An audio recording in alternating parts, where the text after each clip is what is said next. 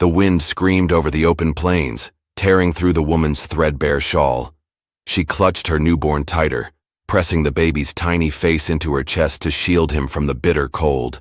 Her boots were gone, stripped away by the very people she once called family, and her bare feet sank into the icy mud with every desperate step. The baby whimpered, his cry almost swallowed by the howling storm. Above them, black crows circled, waiting. She stumbled once, then again, finally falling hard onto the frozen ground beside a dying fire. The last light of the day was bleeding out across the horizon, and with it, her hope. No help was coming. She had been cast out, abandoned to the elements like refuse. In the distance, just beyond the rise, a dark silhouette on horseback watched her. Silent. Still. The woman didn't see him. She was too weak to lift her head, too numb to feel the snow already starting to fall around her and her child. She whispered a prayer into the baby's ear, a trembling promise she feared she could not keep. And as the shadows of night crept closer, she shut her eyes, surrendering to the bitter silence of the cold. But fate wasn't finished with her yet. Before we go any further, I need to tell you something. 97% of the people who listen to my stories never subscribe. If even a small part of today's story touches your heart, please consider subscribing. It's free for you, but it means the world to me. Now, let's continue. There were towns on the frontier where life was hard, but not cruel. And then there was Ash Hollow. Ash Hollow wore cruelty like a second skin. Dust rolled down its single rutted street like tired ghosts. The wooden storefronts sagged as if even the buildings had given up.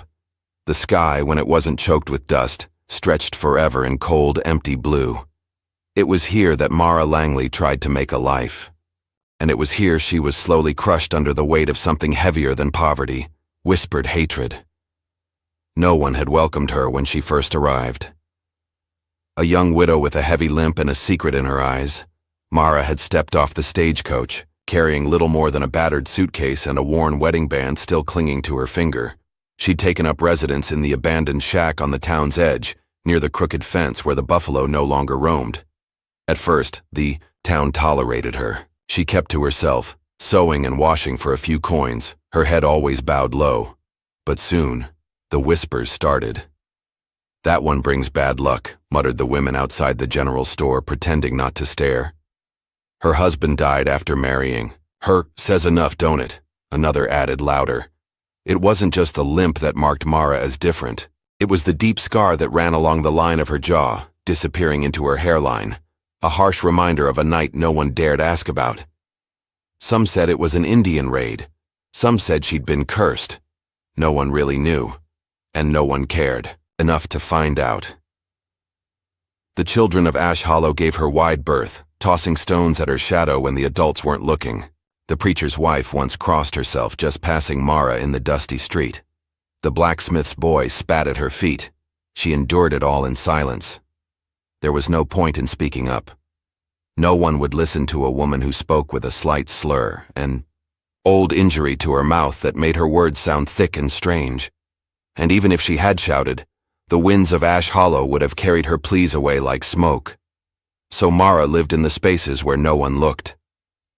In the empty pews at the back of the church, in the last row of the market where the bruised apples were left for flies, in the dim light of her tiny home, where the floorboards creaked a song only she and her unborn child could hear. Because yes, Mara was carrying a child. The rumors multiplied like rats the moment her condition became visible. "No husband, no morals," they whispered. "Serves her right carrying a bastard," they sneered. None of them knew the truth. They didn't know the nights she cried herself to sleep, clutching a worn scrap of her husband's old shirt. They didn't know about the promises whispered under dying stars, or the way she spoke to the growing life inside her belly, as if he were the last flicker of light left in the world. In Ash Hollow, kindness was rationed, and Mara had none to her name. The baby came one bitter night, long before the spring thaw.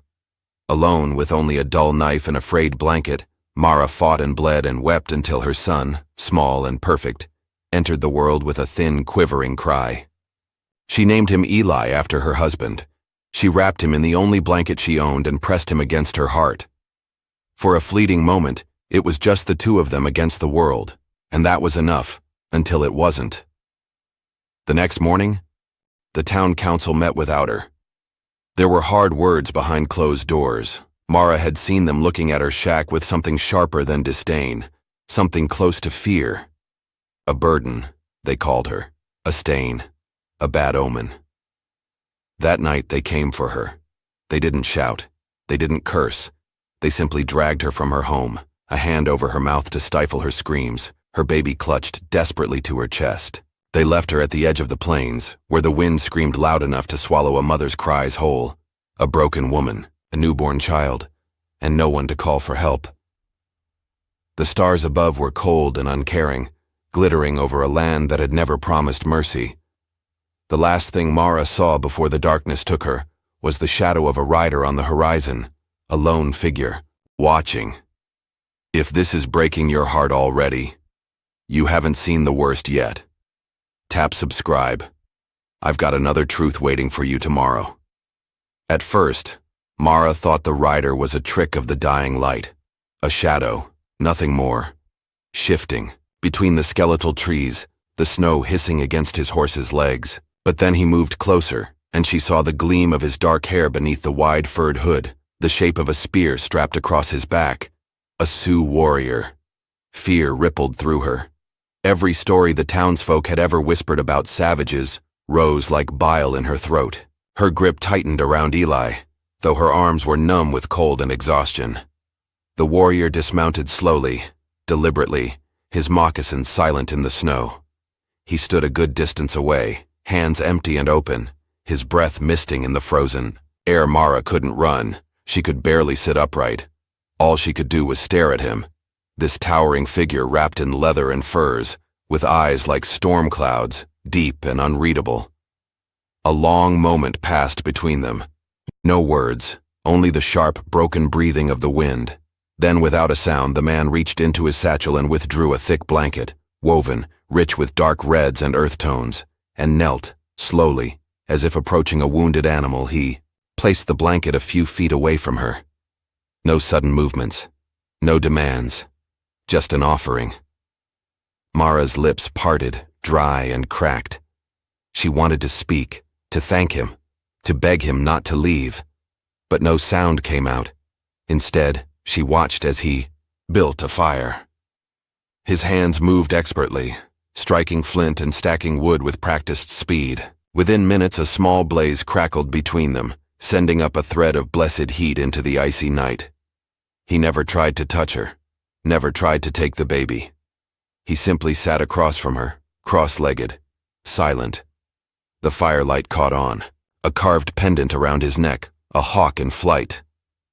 Mara stared at him, at the fine lines around his eyes, at the quiet strength in his posture. There was no pity there, no disgust, only patience. It was a patience she hadn't seen since her husband's death, a kind of listening without words. Her vision blurred with tears she hadn't known she still had. The warrior spoke at last, voice low and even. "Cold," he said simply, nodding at the baby. Mara, startled by the sound, looked down at Eli. His little lips were turning a frightening shade of blue. With shaking hands, she dragged herself closer to the fire, clutching Eli and the offered blanket against her chest.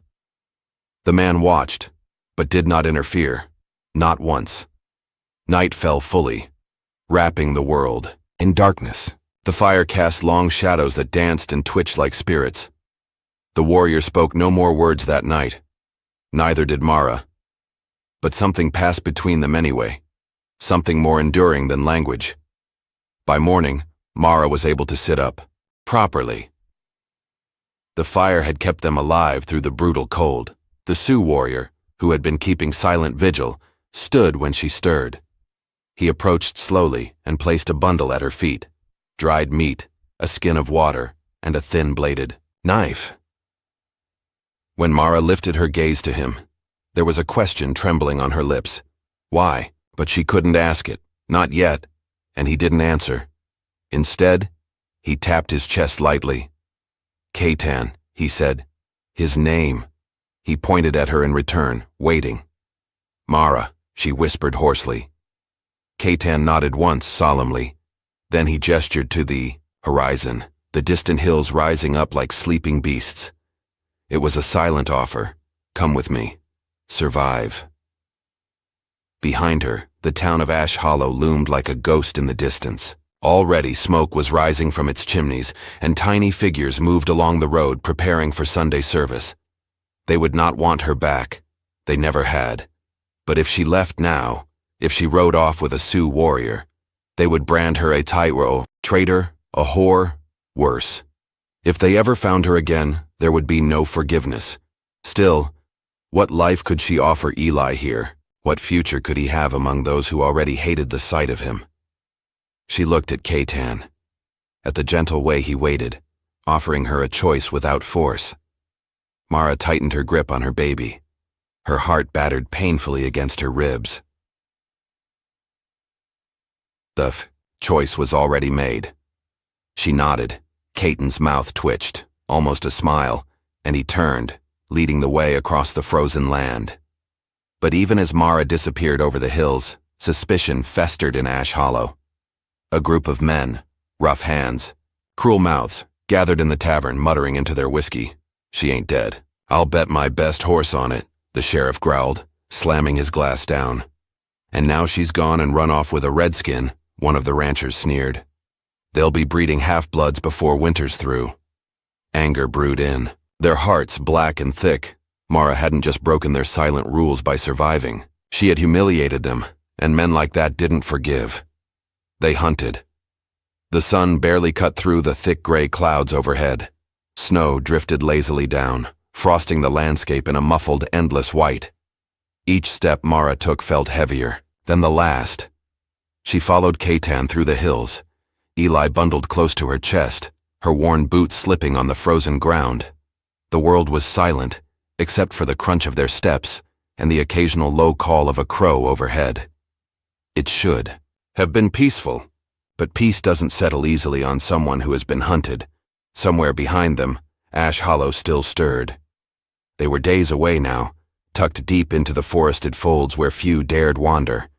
But evil has a long reach, and longer memory. When the trap came, it was not a battle. It was a betrayal. The man's voice stopped her in her tracks. Well, well, look what the storm blew back. Mara froze, her blood running cold. Jonah Reeves stepped from behind a clump of pines, rifle resting lazily on his shoulder, a wolfish grin on his scarred face. Two others flanked him, Tommy Greaves and Samuel Hill. Local boys turned to vigilantes, itching for an excuse to spill blood. Their boots crushed the new snow as they moved closer, surrounding her. Mara instinctively clutched Eli tighter. Katan was out of sight, hunting a few ridges over. She was alone. You think you can run off with one of them? Jonah sneered, spitting into the snow. After all the good Christian folk tried to do for you? Tears burned Mara's eyes, but she forced herself to stand taller. She would not cry for them. You're a stain, Mara, Tommy jeered. Better we clean it up. Before she could turn, Samuel lunged. He wrenched Eli from her arms. The scream tore from Mara's throat, raw and instinctive as she staggered forward, reaching for her baby. Jonah swung the butt of his rifle into her stomach. Pain exploded through her. She crumpled into the snow, gasping, clutching her side. Samuel laughed, tossing Eli roughly between his hands, making a mockery of the child's cries. The sound, the sharp, terrified wail of her son, broke something in Mara that had already been cracked beyond repair. She tried to crawl toward him, but Jonah placed a boot on her back and pressed down hard, grinding her into the frozen earth. You don't deserve this, brat, he growled. Should have died with your husband. Mara's vision blurred from pain and rage and helplessness. Above them, a crow screamed from a branch. Katan saw the scene from the ridge. He moved like a ghost through the trees, silent, lethal. But Mara didn't see him come. What she knew was this. Suddenly Samuel's hands were empty. Eli tumbled into a waiting blanket. A blur of movement, a shove, a sharp cry, and Samuel went sprawling into the snow, clutching a broken wrist. Jonah raised his rifle, but Caton was faster. The butt of Catan's spear slammed into Jonah's temple, dropping him cold. Tommy ran, he didn't get far. Catan didn't kill them. He didn't have to. Defeat was its own poison. Caton scooped up Eli carefully as if handling something sacred, and knelt beside Mara. She was curled in the snow, shivering violently, blood trickling from her mouth. He placed the baby gently in her arms. Mara clung to Eli, rocking him, sobbing without sound. Caton didn't speak. He just sat beside her, close enough for her to feel the heat radiating from him, close enough to block the worst of the wind. He didn't touch her. He didn't force her to rise. He simply stayed, as long as she needed. Later, when the shaking stopped and her breathing evened out, Mara lifted her head. Caton met her gaze without pity or shame, only quiet understanding. Slowly, wordlessly, he held out his hand, not to carry her, to walk beside her. Mara looked at his hand for a long time. She thought of all the times no one had stayed. No one had waited. No one had seen her. The townsfolk had seen her scars. Her silence. Her limp. Catan saw her. With a shaking hand, Mara reached out and took his. They thought she was broken, but someone saw gold in the ashes. The forest closed around them like a cathedral, branches heavy with new snow. Each step forward was a battle against pain and memory. But Mara held Eli close and felt Catan's steady presence just beside her. Not leading, not dragging. Just there, and somehow in that endless white silence Mara realized she was not as alone as the world had tried to make her believe. She still bled, but she had not been conquered, not yet, not ever. Before we dive into the story, just a quick note. I'm Thomas, the voice behind this narration. If you enjoy how it sounds, let me know in the comments so we can keep the same voice in future videos. The winter eased its grip, one stubborn degree at a time. Ice melted from the creek banks. The brittle trees began to whisper in the wind again, not grown under it. Mara walked farther each day, her limp still pronounced, but her spine a little straighter. Catan stayed close, but never smothering. Some days they spoke in broken words, other days in silence. It didn't matter. They were building something. It started small. A lean-to made from pine branches and animal skins, tucked into the crook of the hills. Mara gathered stones for a hearth, her fingers numb and clumsy at first, but more sure each day. Caton worked by her side, showing her with gestures when words failed. When she managed to stack the stones into a rough, proud ring, she sat back in the snow, grinning for the first time in what felt like years. Caton nodded once, solemn, but pleased. They lit the first fire together. It crackled and popped and threw golden light against the snow, painting their faces in flickering warmth. Mara wrapped Eli in a thick woven cloth and sat near the flames, staring at the way they danced. For the first time in months, maybe years, she didn't feel like an intruder in her own life. She belonged here. Not because someone gave her permission, because she chose it. But even in the wilds, the world's cruelties found their cracks. One morning, as Catan was mending the lodge poles, Mara heard hooves pounding up the trail. She ducked instinctively, clutching Eli close. Catan's hand flew to the knife at his belt. A rider burst into view. Not a soldier, but almost worse, Sheriff Amos Crowley. The man had been the law back in Ash Hollow, more comfortable stringing up outcasts than protecting them. He sat atop a massive black gelding, eyes squinting under his stained hat. "Well, ain't this a cozy little nest?" he drawled, sneering down at them. Mara felt her stomach turn. She knew that look, the same one the townsfolk wore when they spoke of her kind under their breath. "You're harboring a fugitive," Crowley said, jerking his chin at Mara. Caton didn't flinch. Mara stood too, holding Eli tighter, the fire crackling behind her like a heartbeat. "I ain't going back," she said.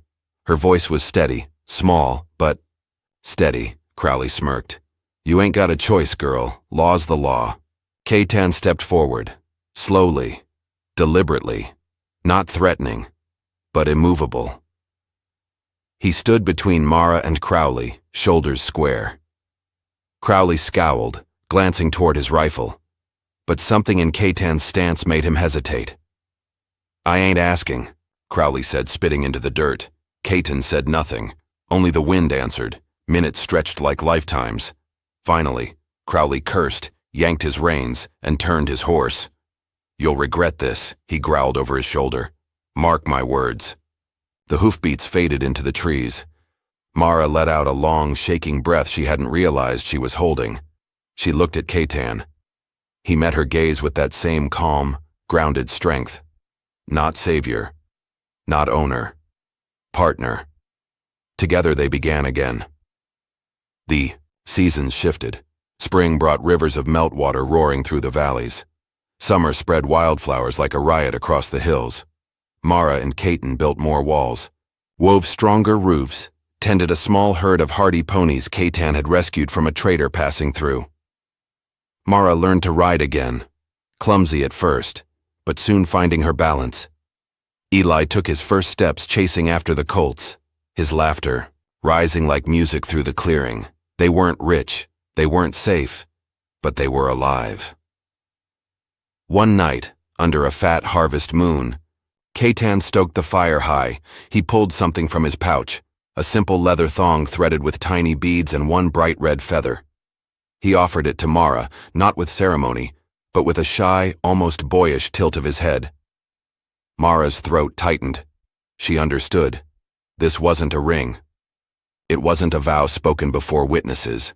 It was something older, something truer, a promise carved in bone and spirit. She reached out with trembling fingers and accepted it, tying it around her wrist. Their eyes met. No words. None needed. The fire between them burned steady and sure, but peace is always fragile, and pasts are heavy things. One evening, as Mara fetched water from the creek, a figure stepped out of the shadows. Not Crowley this time. A woman. Clara McBride. Once, Clara had been Mara's only friend in Ash Hollow. Once, Clara's face was pale, her eyes hollow. "You're alive," she said flatly. Mara stiffened, clutching the bucket. "You shouldn't be here," Mara said. Clara's mouth twisted. "They're still looking for you."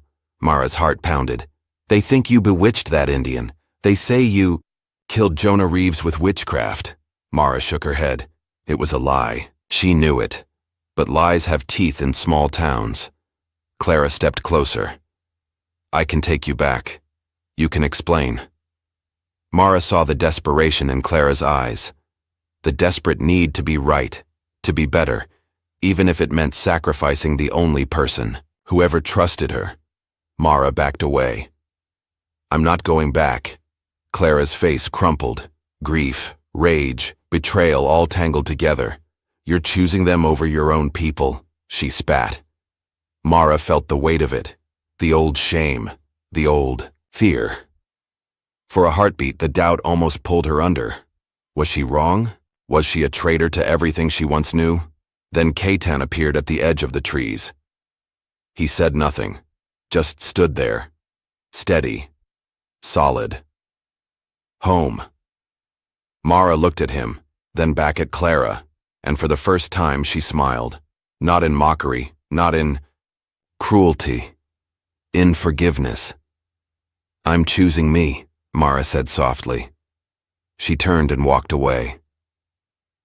Later, as she sat by the fire, Eli asleep in her lap, Catan came and knelt beside her. He brushed a lock of hair from her forehead, a rare, tender gesture. "You are not broken," he said in his rough English. "You are fierce." Mara closed her eyes, letting the warmth of the fire, the warmth of his faith in her, seep into the cracks of her soul. Maybe the world would always hunt her. Maybe scars never fully healed. But here, tonight, under the stars and the endless, wild sky, Mara was no longer running.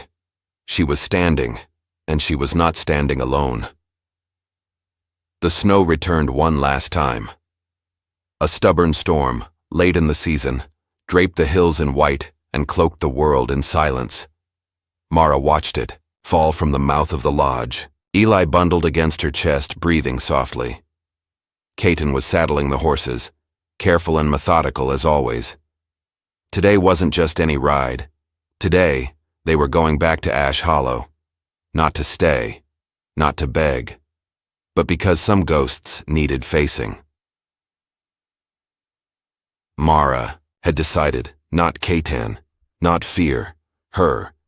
She would not live the rest of her life hiding from the whispers. She would not teach her son that survival meant surrender. She would ride into that town and walk its frozen streets with her head high, even if no one else stood with her, even if the earth itself cracked open beneath her.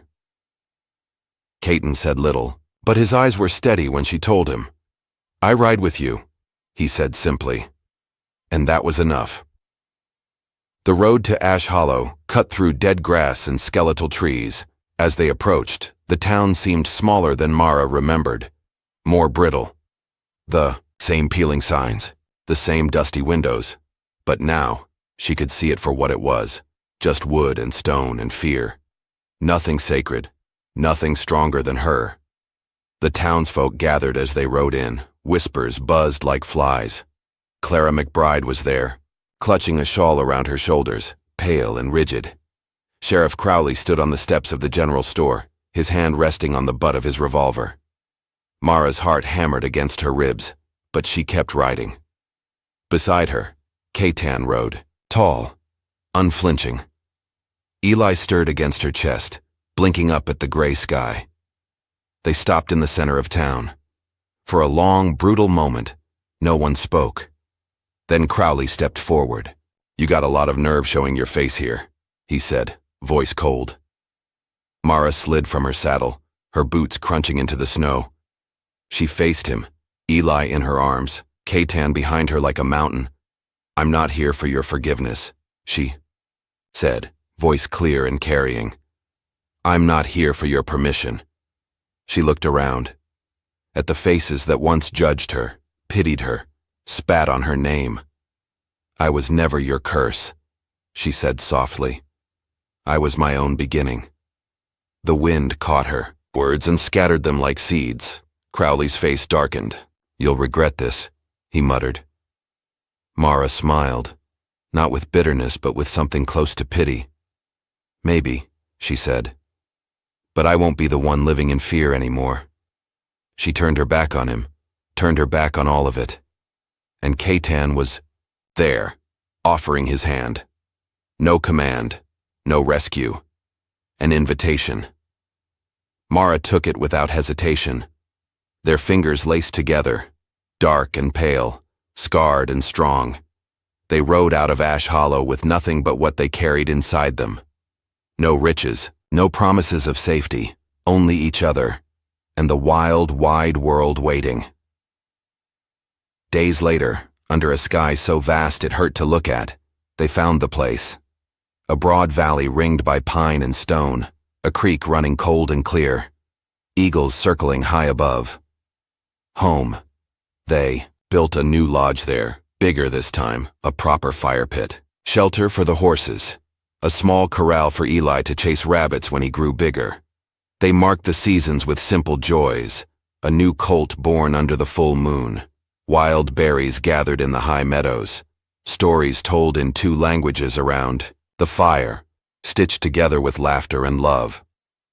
One evening, as the sun bled into the hills, Mara stood holding Eli, now toddling and curious, and looked out over the valley. Caton came to stand beside her, silent as always. She looked at her son. "Your name means brave," she whispered into his hair, "and one day you'll know why." Caton touched her shoulder, gentle. They stayed like that. 3 hearts, 1 fire, while the world spun around them. No wedding bells, no fancy dresses, just a life stitched together from scars and second chances. A life chosen, freely. Built, bravely, held fiercely. She was never a curse. She was someone's miracle all along. Subscribe, and let me introduce you to the next miracle tomorrow.